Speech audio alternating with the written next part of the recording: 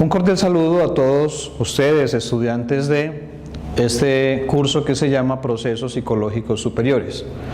Pues les cuento que a partir del momento comenzamos una segunda unidad en la cual ustedes van a encontrar dos temas muy interesantes también, como es el aprendizaje y como es la inteligencia.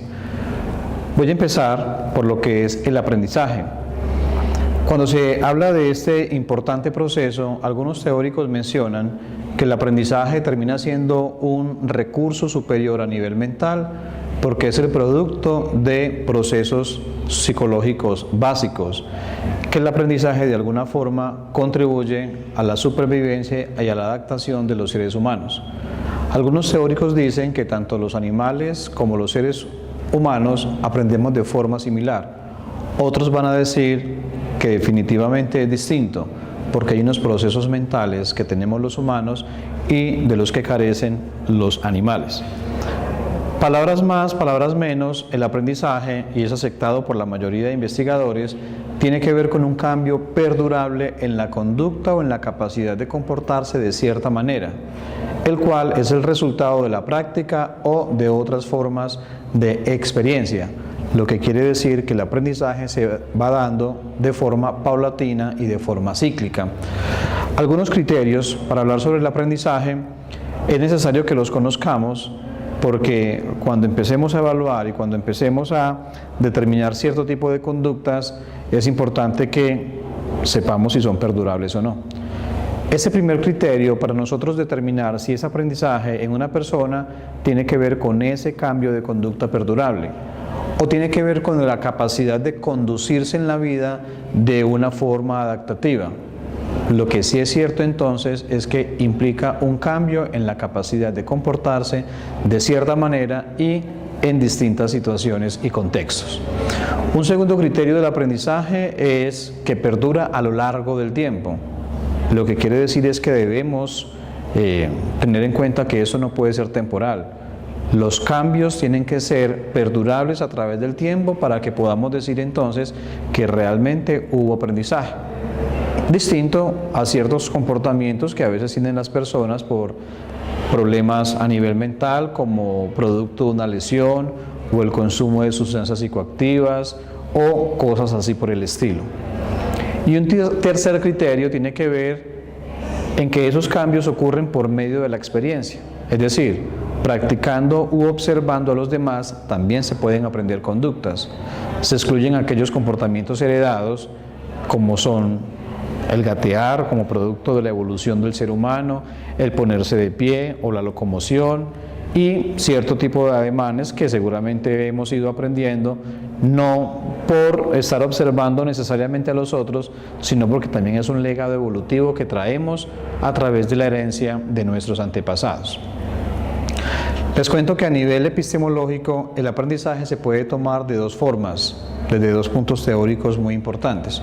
Uno son bajo la tradición filosófica empirista y el otro es bajo la tradición filosófica racionalista.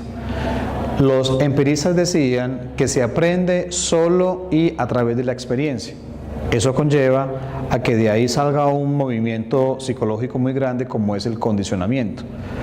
Y los racionalistas dicen que se aprende solo y a través de la razón.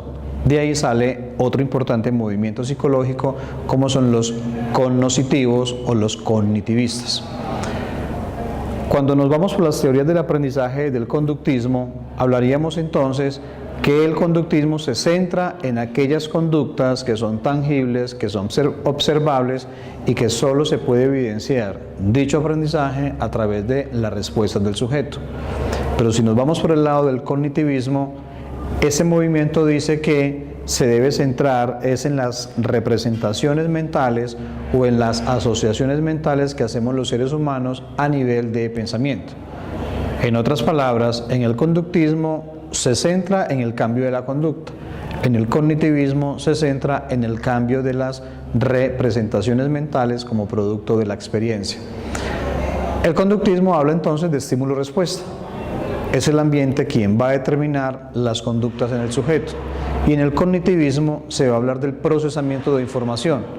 Es decir, aprendemos también a procesar la información de la manera en que hoy en día lo hacemos. El conductismo tiene dos importantes teorías que son conocidas como el condicionamiento clásico y otra que es el condicionamiento operante. Ambas, repito, son teorías del aprendizaje. Los que hablan del condicionamiento clásico refieren que si bien nosotros de forma innata tenemos cierto tipo de respuestas fisiológicas, lo que sí aprendemos es ante qué estímulos del medio ambiente esas respuestas fisiológicas se dan. Ya lo hacía Pavlov con sus perros, como de alguna forma empezó a condicionar a través de una campana, que era un estímulo neutro, respuestas fisiológicas como la salivación en el perro. Lo que quiere decir que el condicionamiento clásico explica fenómenos o conductas naturales como llorar, la sensación de temor dada en el cuerpo, la salivación, el enamorarse, la piroerección, el temor, el hambre, etcétera, etcétera. En otras palabras, el condicionamiento clásico nos dice cómo un organismo aprende a responder a un estímulo neutral, como ya lo mencioné, que usualmente no generaba una respuesta. Y el condicionamiento operante habla de respuestas que son espontáneas en las personas, que son voluntarias y que de acuerdo a las consecuencias, si son positivas, estas se fortalecen y si son negativas, estas se van a extinguir. Lo que quiere decir que aprendemos desde el condicionamiento operante a través de refuerzos y de castigos. Y el cognitivismo, en vez de explicar todo eso de estímulo-respuesta, dice los cambios realmente son a través de las representaciones internas, como en la medida que vamos viviendo, vamos cambiando precisamente dichas representaciones internas que tenemos de nosotros mismos, de los otros y del mundo circundante que tenemos precisamente a nuestro alrededor. El cognitivismo usa unos mecanismos, haciendo la analogía con el ordenador, se habla de unos mecanismos bajo los cuales esta información se procesa. Esos mecanismos se conocen entonces como la sensopercepción, la atención, la memoria, el lenguaje y el pensamiento. Después de esto pasaríamos entonces al otro concepto, que es la inteligencia como proceso cognitivo. La inteligencia es un fenómeno bastante complejo, no solamente desde su definición, sino también como un proceso que puede ser de tipo conductual, puede ser de tipo mental, etcétera, etcétera, y que los psicólogos se han encargado a través de varios años de investigar precisamente de qué se trata. Hoy se habla de que no hay una sola inteligencia, sino que hay distintos tipos de inteligencia.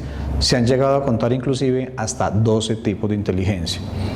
Entonces la psicología se ha encargado de estudiar cómo las personas se adaptan a su ambiente y cómo los individuos se diferencian entre sí a la hora de comprender ese mundo. Es decir, nos diferenciamos en la medida en que tenemos comportamientos inteligentes distintos. Tiene diversos significados para diferentes culturas también, la inteligencia, porque tiene que ver no solamente con la capacidad que tiene un ser humano de resolver problemas, sino también saber qué tipo de recursos hay disponibles para llevar precisamente esa solución. La inteligencia entonces es capacidad para comprender el mundo, también es pensar racionalmente y emplear adecuadamente los recursos que cada uno tiene a su alcance para enfrentar los desafíos que se le presentan. Wechsler lo mencionaba de esta forma. También se habla como la capacidad para desarrollar soluciones para problemas abstractos, no tienen que ser que están a nuestro alrededor. Es la capacidad de pensar en ideas abstractas. No aprendemos simplemente a resolver problemas, también aprendemos qué problemas se consideran valiosos para resolver y qué soluciones son consideradas elegantes y necesarias y no solo aceptables. Una de las teorías más conocidas dentro de lo que es la inteligencia es la teoría de Robert Sternberg, psicólogo estadounidense que aportó bastante conocimiento a lo que hoy sabemos de inteligencia. Su teoría es conocida como la teoría triárquica de la inteligencia y se llama de esta forma porque habla de tres componentes básicos. Un primer componente es el elemento componencial, un segundo es el componente experiencial y un tercer factor es el componente contextual. Cuando se habla del componente o del elemento componencial más bien, hablamos de análisis de datos, de la capacidad que tenemos de analizar o de usar fórmulas. Es una conducta netamente racional en el cual el sujeto descifra cierto tipo de abstracciones precisamente para dar una respuesta. Cuando hablamos del componente experiencial, tiene que ver con la relación entre inteligencia, experiencia y habilidad ante nuevas situaciones, lo cual permite adaptarnos precisamente a los nuevos retos que se van presentando en la vida. Y el tercer elemento es el componente contextual, que como su nombre lo dice, tiene que ver con la capacidad que se tiene para enfrentar las distintas demandas del ambiente cotidiano o de las situaciones dentro de nuestro mundo circundante. Lo que quiere decir que el componente contextual apunta a la practicidad con que solucionamos y enfrentamos lo cotidiano o aquello que se presenta en nuestras vidas.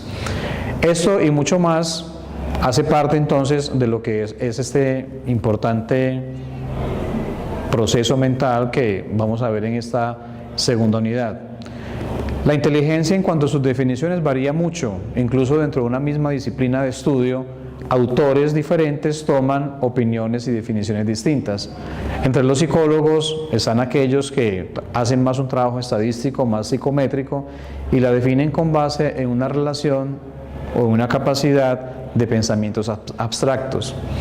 La psicología social, por el contrario, habla de un funcionamiento intelectual en la medida en que se ponga en práctica en las interacciones con los demás. Es decir, permite valorar aquellos elementos sociales que precisamente la cultura entonces nos brinda. Siguiendo con el tema de la psicología, hay unas perspectivas teóricas.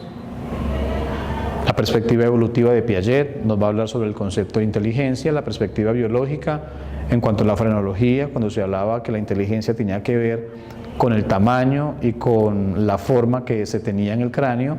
La perspectiva psicométrica usa test de laboratorio como es el WISC-R o como es la prueba Wechsler, entre otros. Las perspectivas de la escuela, a quien les va bien en el mundo educativo, en el mundo académico. La perspectiva del lugar de trabajo, que tiene que ver, en muchas ocasiones la gente opina, que tiene que ver con aquellos trabajadores que les va supremamente bien. Y la perspectiva cognitiva, entre otros, que apunta más a lo que es la inteligencia artificial. Nos espera entonces una unidad llena de datos interesantes, de conocimientos bastante amplio, alrededor de lo que son estos dos grandes conceptos: aprendizaje